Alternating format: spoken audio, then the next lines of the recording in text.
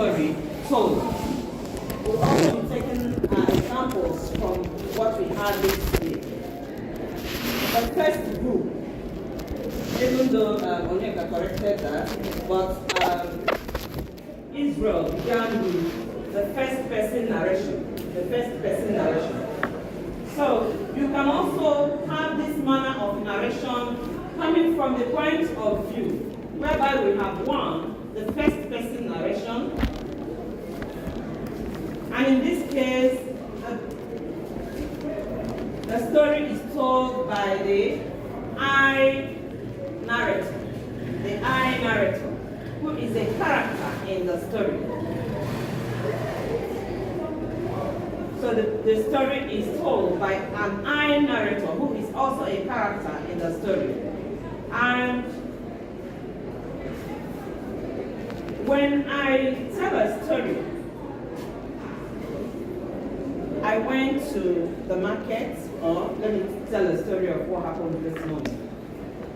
I went to the bank, and Gerald, they asked me to see Gerald for my token, my bank token. I went to Gerald. Immediately, Gerald saw me. He stopped whatever he was doing and asked me, "Sister, what is the problem?" I told him, and he began immediately to attend to me. However, he needed the signature of someone, another banker who is beside him. And when he went to the banker, that banker was not forthcoming with helping immediately, and that delayed me for a long time. That's the story. I can also say, she went to the bank to get her token, and when she met a banker called Gerald, Gerald was available to help her immediately. So in this first story and the other one, which one signals closeness? The first one. So the first person narrator helps us to brings about intimacy and closeness with the story.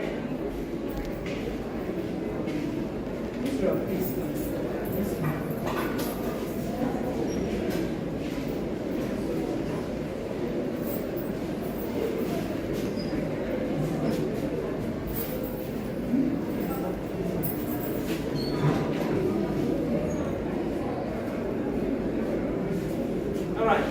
So the first person narration creates intimacy, but also limits knowledge to that character's perspective. So one is that it creates intimacy and closeness to the story, but it also limits perspective. It limits perspective because we are forced to understand the story from that narrator's point of view. You get the point? We are forced to understand that story from the narrator's point of view. I will give an example with purple hibiscus, for instance. This text, have you read this text? Purple hibiscus. If you look at purple hibiscus is narrated in what? The first person.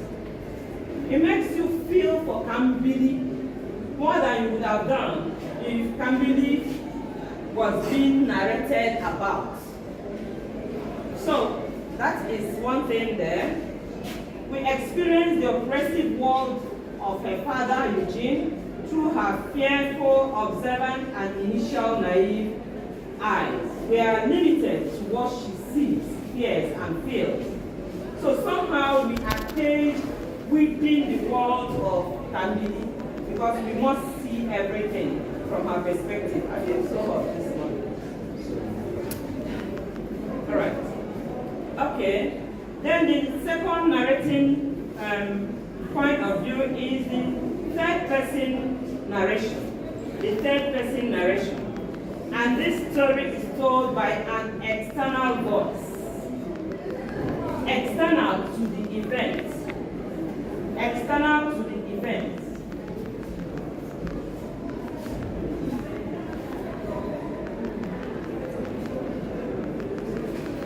External to the event. When I tell you what she experienced at the bank, the voice that is speaking is definitely not the person experiencing that. And that is why I have to use the third person what? What is this? The third person what? Pronouns.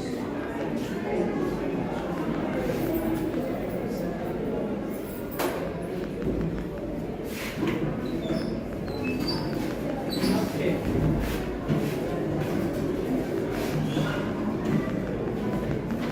So this third person narration can be called the omniscient narrator. Omniscient. Omniscient means what? All-knowing.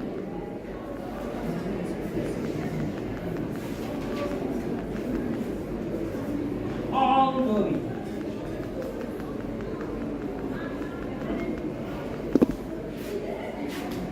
Because the narrator stands out and watches what is happening and will be able to say he was sitting there very close to the last blade, she did this and that.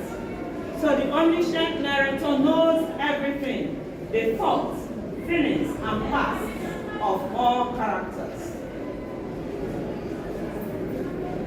But in this omniscience narrative manner, you can also have the limited third person narrator. The narrator is restricted. It's restricted somehow. You find this example in oil or water, for instance. Oil or water. While the narration is in the third person, the main narration is in the third person, but it is almost exclusively filtered through the perspective of the journalist. Who is that? Rufus. Rufus.